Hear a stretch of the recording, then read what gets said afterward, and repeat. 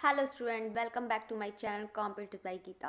हम यहाँ पर आपको लेकर आए हैं कला का वर्गीकरण। जो लेक्चर 5 है, यहाँ के आपके मैंने 4 कंप्लीट लेक्चर करा दिए हैं।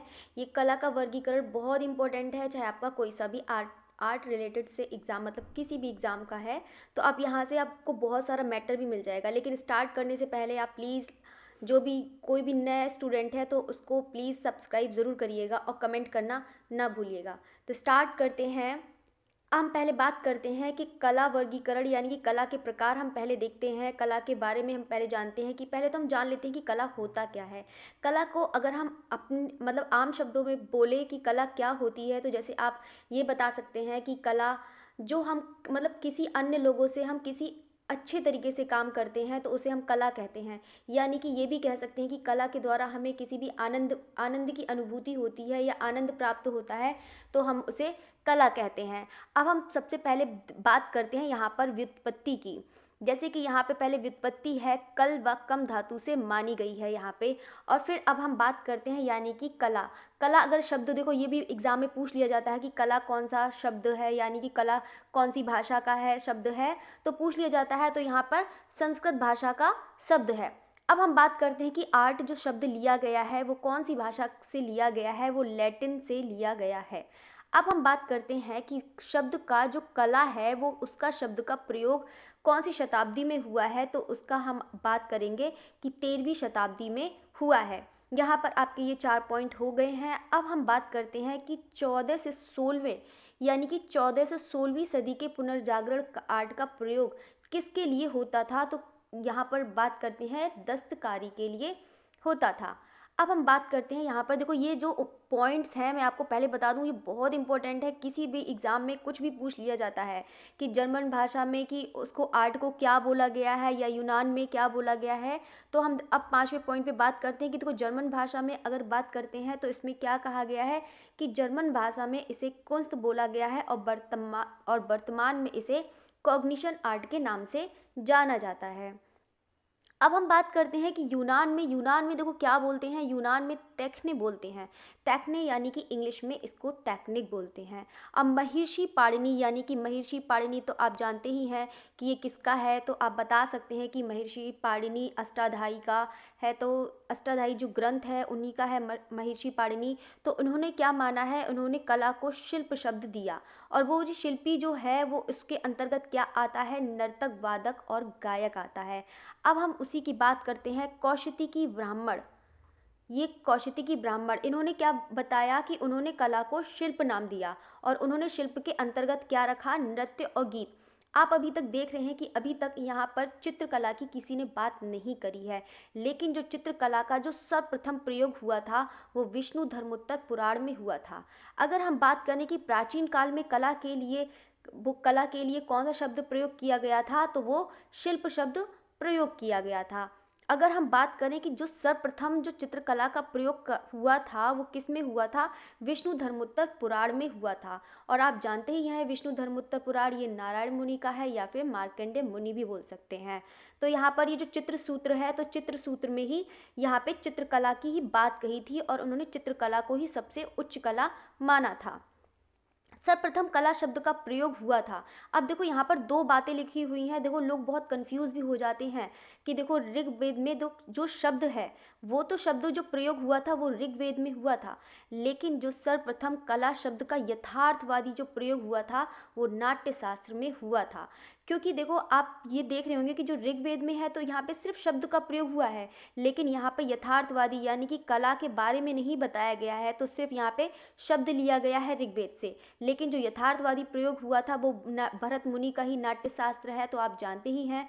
तो यहाँ पर यथार्थवादी जो प्रयोग हुआ था वो किस में हुआ था, नाट्य शास्त्र में हुआ था। अब हम बात करते हैं कि कला की संख्या क्या है। अब देखो यहाँ पर मैंने बताया है, आप जानते ही हैं कामा सूत्र यानी कि वात्स्यायन का है, तो आप जानते ही हैं कि इसमें 64 कलाएं मानी हैं। ललित विस्तर या ललित विस्तार तो बोल सकते हैं जो बौद्ध ग्रंथ से संबंधित है, तो इसमें 89 यानी कि 89 संख्या दी है। अब जैन धर्म में यानी कि आप कल्प सूत्र का ही मान लीजिए तो उन्होंने 72। अब हम बात करते हैं शुक्र नीति व तंत्र ग्रंथों की 84 है और कला विलास में लगभग 300 से अधिक मतलब संख्या बताई है, जिसमें से 64 जनोपयोगी हैं, 64 वेश्याओं हैं और 64 सुनारों और शेष अन्य प्रकार की कला है। यहाँ पर देखो कोई से भी ऐसे यहाँ पर है किसी के बारे में पूछ सकता है कि यहाँ पे कला की संख्या कितनी मानी है, तो आप यहाँ से देख सकते हैं। यहाँ पर आपको बहुत सारा मैटर मिल सकता है यहाँ से। अब हम बात करते हैं, देखो अगर वीडियो आपको अच्छी लग रही है तो आप प्लीज़ उसको कमेंट ज़रूर करके बताइएगा कि आपको कैसा लग रहा है। अगर और भी आपको टॉपिक चाहिए उससे भी रिलेटेड, तब भी आप बताइएगा। अगर आपको नहीं भी समझ में आ रहा है तब भी आप कमेंट करके ज़रूर बताइएगा। अब हम देखो ये वाला जो पार्ट है क्लासिफिकेशन ऑफ आर्ट, यानी कि कला का वर्गीकरण, लोग बहुत ज़्यादा इसमें कन्फ्यूज़ होते हैं, बहुत ज़्यादा कन्फ्यूज़ हो जाते हैं, पूछते हैं कि कला कितने प्रकार की होती है। तो उसी के बारे में हम वीडियो लेकर आए हैं कि देखो यहाँ पर कला जो प्रकार के होते हैं, देखो 2 प्रकार की तो सब लोग जानते हैं कि 2 प्रकार की होती है, लेकिन ये नहीं जानते हैं कि कला जो 2 प्रकार की होती हैं वो कौन कौन सी होती हैं। नंबर 1 होती है देव शिल्प, जो यानी कि नेचर से संबंधित है, प्रकृति से संबंधित है, यानी कि इसको हम ब्रह्मांडीय कला या कॉस्मिक आर्ट भी बोलते हैं। और अभी मैंने आपको बताया ही था, कॉस्मिक आर्ट यूनान के लोग उसे बोलते हैं। अब हम बात करते हैं मानव शिल्प। जो हमारा मानव शिल्प है यही बहुत ज़्यादा इम्पॉर्टेंट है, इसी के बारे में हम डिस्कशन करेंगे। अब हम बात करते हैं कि मानव शिल्प को कितने भागों में बांटा गया है। तो मानव शिल्प को 2 भागों में बांटा गया है। नंबर 1 कारुकला और नंबर 2 चारुकला।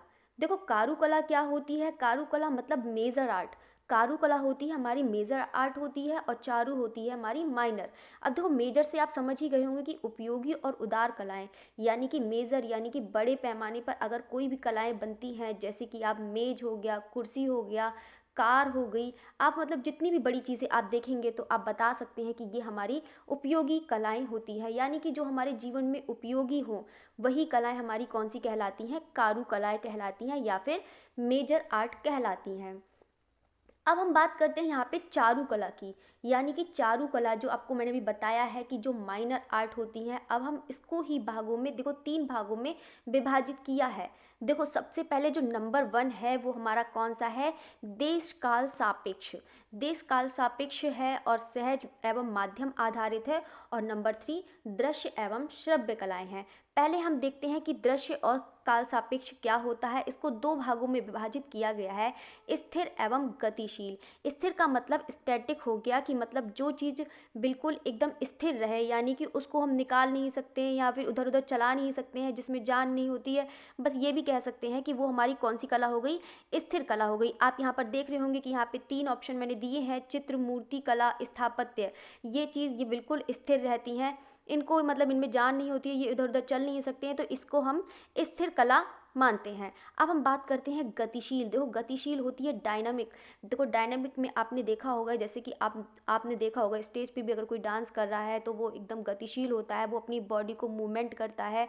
तो आप बता सकते हैं कि नृत्य हमारा गतिशील है। संगीत भी आप सुनते हैं और करते हैं, तो आप देखते हैं कि संगीत भी हमारा कौन सा हो गया, गतिशील हो गया, यानी कि डायनामिक हो गया। कविता में भी आपने देखा होगा ताल होता है, संगीत होता है, तो आप कविता भी बता सकते हैं कि हमारा डायनामिक है। अब हम बात करते हैं सहज एवं माध्यम, यानी कि सहज का मतलब इमीडिएट और मीडिएट। देखो ये चीज़ हमारी है इमीडिएट है, यानी कि कोई भी हम तुरंत के तुरंत तैयार करते हैं तो उसे हम इमीडिएट कहते हैं। तो इमीडिएट में आ जाता है नृत्य, आ जाता है गीत, आ जाता है कविता, आ जाती है अभिनय होता है, वो भी देखो तुरंत होता है और तुरंत अपना जो एक्टिंग करनी होती है वो करता है। कविता को भी तुरंत सुनाया जाता है, गीत हो गया, गीत को भी तुरंत सुना दिया जाता है, इमीडिएट तुरंत के तुरंत करा जाता है। अब देखो ये चीज़ है जो माध्यम आधारित, यानी कि इसकी बात हम बात करते हैं, मतलब मीडियम हो गया। मीडियम का मतलब आप बोल सकते हैं कि जैसे कि आपको मीडिएट कोई भी सामान की ज़रूरत पड़ती है, किसी भी माध्यम की ज़रूरत पड़ती है, जैसे चित्र बनाएंगे तो आपको लकड़ी की ज़रूरत मतलब पेंसिल की ज़रूरत पड़ेगी, और कोई भी मूर्ति बनाते हैं तो आप लकड़ी की भी ज़रूरत पड़ती है, किसी भी धातु की भी ज़रूरत पड़ती है, पीओपी की भी ज़रूरत पड़ती है। अगर हम स्थापत्य बनाते हैं तब भी हमें सामग्री की भी ज़रूरत पड़ती है, यानी कि मीडियम की ज़रूरत पड़ती है। आप सीमेंट की ज़रूरत पड़ती है, पत्थर हो गया, धातु हो गया, तो आप ये बता सकते हैं कि ये हमारे माध्यम आधारित कला है। अब देखो यहाँ पे दृश्य एवं श्रव्य कला की बात करते हैं कि देखो दृश्य एवं श्रव्य कला होती हैं, तो आप यहाँ से देख सकते हैं कि दृश्य दृश्य का मतलब होता है देखना होता है, और श्रव्य का मतलब क्या होता है, सुनना होता है। देखो दृश्य में आप बता सकते हैं कि जैसे चित्र हो गई, मूर्ति हो गई, तो आप ये सब देखने वाली चीज़ होती है, लेकिन आप इनको सुन नहीं सकते हैं। चित्र क्या आप सुनते हैं, चित्र नहीं सुनते हैं, मूर्ति सुनते हैं, ये भी नहीं सुनते हैं, स्थापत्य क्या सुनते हैं, ये भी नहीं।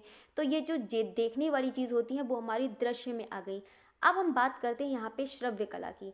देखो श्रव्य कला को देखो तीन भागों में देखो, मतलब श्रव्य कला को मतलब तीन ऑप्शन मैंने दिए हैं, तो आप यहाँ पर देख सकते हैं कि काव्य कला हो गई, गीत हो गई, या फिर वाद्य हो गया। तो आप देख सकते हैं कि यहाँ पर मतलब ये सब तीनों की तीनों क्या है, हमारी सुनी जाती हैं, तो यानी कि आप सुनने की मतलब सुन सकते हैं, तो वो हमारी श्रव्य कलाएँ हो गई।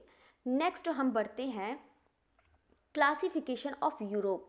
अब देखो यूरोप में देखो वर्गीकरण किया गया है, तो कितने भागों में मतलब विभाजित किया गया है, वो तीन भागों में विभाजित किया गया है। नंबर एक फाइन आर्ट, नंबर दो आचरण कला, या इसे नैतिक कला भी बोल सकते हैं, या उपयोगी कला। देखो ललित कला तो मैंने अभी आपको बताया ही था कि ललित कला तो आपने मूर्ति कला पढ़ी होगी, चित्रकला पढ़ी होगी, मतलब आप ये कह सकते हैं जो भी सौंदर्यात्मक मतलब जो सौंदर्य से संबंधित हो उसे क्या कहते हैं, हम फाइन आर्ट कहते हैं। अब हम आचरण कला की बात कर दें, जो नैतिक जीवन से संबंधित हो, यानी कि रोज की चीज़ें से संबंधित हो, उसे हम क्या क्या कहते हैं, आचरण कला कहते हैं। जैसे कि आपका योगा हो गया, आपका मतलब खाना बनाना हो गया, पकवान बनाना हो गया, ये आचरण कला में हमारा आ जाता है।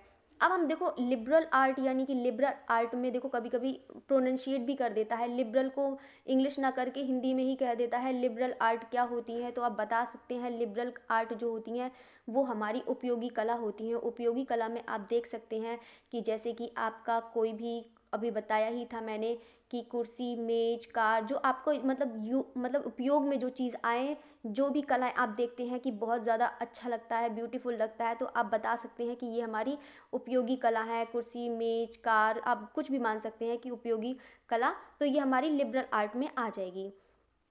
अब हम बात करते हैं सामाजिक संदर्भ में कला का विकास। देखो सामाजिक संदर्भ में भी कला का विकास तीन भागों में हुआ था, लेकिन वो अलग अलग है। ललित कला है, लोक कला है, पॉपुलर आर्ट है। अब देखो तीनों को आप देख रहे होंगे कि तीनों को अलग अलग भागों में विभाजित किया गया है, तो आप देख सकते हैं यहाँ पर कि उनको कौन से भागों में विभाजित किया है ललित कला। अब देखो ललित कला के बारे में हम बात करते हैं, जैसे कि आपका भावात्मक हो गया, यानी कि जो फीलिंग से संबंधित हो गया, या फिर इंद्रिय से संबंधित हो गया, यानी कि कान, आँख, नाक, कान, मुंह, मतलब जो भी होता है, तो इससे आप बता सकते हैं कि इंद्रिय आपका हो गया। जैसे चित्र हो गया, यानी कि आँख से संबंधित हो गया, या फिर काव्य हो गया, संगीत हो गया, ये सब इसमें आ गया। देखो अब हम लोक कला की बात करते हैं, तो लोक कला में इन्होंने ग्रामीण व देहाती लोग, जैसे कि रंगोली हो गई, आपकी अल्पना हो गई, कुछ भी मान सकते हैं कि जो आप बनाते हैं, ये सब लोक कला हो गई, या फिर कोई भी डांस हो गया या कुछ भी हो गया, तो ये हमारी लोक कला से संबंधित आ जाएगा, मतलब गांव और देहात से संबंधित आप मान सकते हैं। अब हम बात करते हैं वहीं पॉपुलर आर्ट। देखो पॉपुलर आर्ट क्या होती है, देखो पॉपुलर आर्ट में जैसे कि आप मुद्रित चित्र हो गए, पोस्टर हो गया, कैलेंडर हो गया, तो आप इससे संबंधित कला बता सकते हैं कि हाँ हमारी ये पॉपुलर आर्ट हो गई है। ठीक है, अब हम बात करते हैं नेक्स्ट की। नेक्स्ट में देखो ये भी बहुत ज़्यादा इंपॉर्टेंट है, हीगल। हीगल ने कला की दो श्रेणियां मानी हैं, ये भी लोग बहुत ज़्यादा इसमें कंफ्यूज हो जाते हैं। तो हीगल ने देखो ललित कला का भी उन्होंने जो विभाजित किया था, ललित कला भी बताई थी। अब पहले हम बात करते हैं कि हीगल ने कला की श्रेणियाँ कितनी रखी हैं, तो कला की पहले हम बात करते हैं कि कला की इन्होंने दो श्रेणियाँ रखी हैं। नंबर एक वस्तुतांत्रिक और नंबर टू आत्मतांत्रिक रखी हैं। देखो वस्तुतांत्रिक में इन्होंने क्या करा है कि प्रतीकात्मक यानी कि सिंबल्स व शास्त्रीय कला, जैसे कि आपने देखा होगा कि ईसाई और जो पहले बनते थे, तो आपने देखा होगा उसमें प्रतीकात्मक चित्र बनते थे। तो इन्होंने जो एक नंबर है वो वस्तुतांत्रिक कला मानी है, नंबर टू आत्मतांत्रिक मतलब तांत्रिक कला मानी है। जैसे कि रोमांस कला और चित्र, संगीत, यहाँ पे मैंने ऑप्शन भी दे रखे हैं कि मतलब वहाँ पे क्या कहते हैं, यहाँ पर आप देख सकते हैं एग्जाम्पल के लिए भी आप आराम से उसमें, जैसे अभी तो मैंने बता ही दिया है कि रोमांसवादी आप जब पढ़ेंगे वेस्टर्न में तो आप जानते ही होंगे कि रोमांसवादी कला कौन सी होती है। तो आप देखो एग्जाम्पल भी मैंने लिख रखा है कि चित्र, संगीत, काव्य कला, तो ये हमारी आत्मतांत्रिक हो गई, यानी कि जो हमारी आत्मा से संबंधित हो। ठीक है, अब हम बात करते हैं यहाँ पर हीगल द्वारा जो इंद्रियों द्वारा, मतलब इंद्रियों द्वारा अभी मैंने आपको बता ही था कि जो हमारा देखना होता है, सुनना होता है, या फिर जो भी आप देख सकते हैं, जैसे पकवान हो गया या फिर सूंघना हो गया, मतलब मुँह, आँख, नाक, कान, मतलब इनसे संबंधित हो गया। तो इसी को 2 भागों में विभाजित किया है, जैसे कि दृश्य हो गया, श्रव्य हो गया।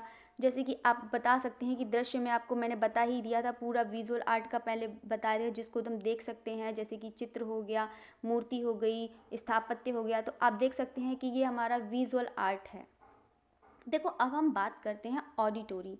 ऑडिटोरी क्या होता है, जैसे भी अभी मैंने आपको बताया था ऑडिटोरी में कि आप काव्य संगीत हो गया, नृत्य, मतलब कोई भी कविता हो गई, तो आप देखते हैं कि ये हमारा श्रुति होता है, यानी कि ऑडिटोरी होता है। तो इसे हम, ये हमारा सुनने से संबंधित है। अब देखो यहाँ पे इन्होंने विश्व कलाओं को, देखो हीगल ने कलाओं के बारे में बहुत ज़्यादा मतलब कंप्लीट उन्होंने बताया था। उन्होंने श्रेणियाँ भी बताई थी, उन्होंने कला की मतलब इंद्रियों द्वारा महसूस करने पर भी उन्होंने बताया था। विश्व की कलाओं को भी इन्होंने 3 भागों में बांटा है। नंबर 1 प्रतीकात्मक है, नंबर 2 शास्त्रीय है और नंबर 3 स्वच्छंद है। देखो सबसे पहले हम बात कर रहे थे कि प्रतीकात्मक मतलब सिंबॉलिक।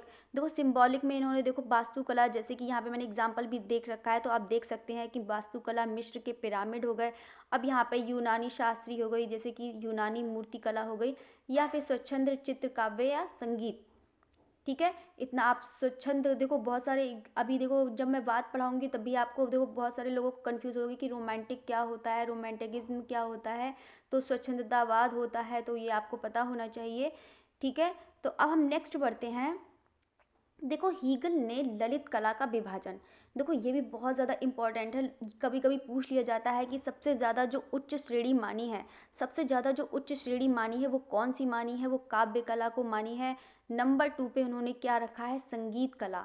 लेकिन नंबर 3 पे चित्रकला। यही चीज़ हमने बात कर रहे थे कि यही चीज़ जो चित्रकला के बारे में विष्णु धर्मोत्तर पुराण में चित्रकला को सबसे सर्वोच्च माना है। वहाँ पर विष्णु धर्मोत्तर पुराण जो चित्र सूत्र में है, उसने चित्रकला को सर्वोच्च माना है। लेकिन इन्होंने, हीगल ने सबसे जो सर्वोच्च माना है वो किसको कला को माना है, काव्य कला को माना है। अब हम बात करते हैं यहाँ पर मूर्ति कला। देखो मूर्ति कला को, देखो इन्होंने सबसे जो निम्न श्रेणी की जो कला मानी है वो वास्तुकला मानी है।